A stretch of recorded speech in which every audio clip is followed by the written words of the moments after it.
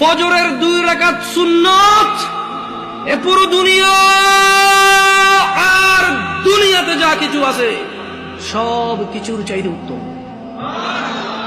তাহলে যে 2 রাকাত সুন্নত পৃথিবীর চাইতে উত্তম, ওই 2 রাকাতের সুন্নতের পরে যে 2 রাকাত ফরজ রয়েছে, এই ফরজের আল্লাহু আকবার কি দিয়ে মিটাবা? এই ফরজের সামি আল্লাহু লিমান হামিদা কি দিয়ে মিটাবা?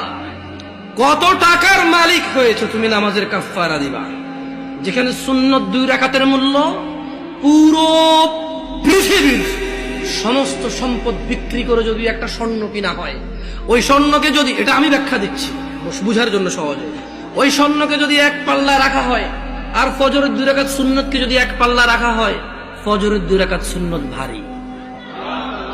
ওই সুন্নত এত ভারী হলে ওই ফজরের নামাজের ফরজ যেটা তুমি ঘুমের মধ্যে কাটিয়ে দাও, ওই 2 রাকাত ফরজের আল্লাহু আকবার, সামি আল্লাহু লিমান হামিদা, আত্তাহিয়াতু সুবহান রাব্বিয়াল আযীম, সুবহান রাব্বিয়াল আলা কি দিয়ে কিনবা? তুমি কি কয় টাকার মালিক হয়েছে যে 2 রাকাত সুন্নতই পুরো পৃথিবীর চাইতে উত্তম?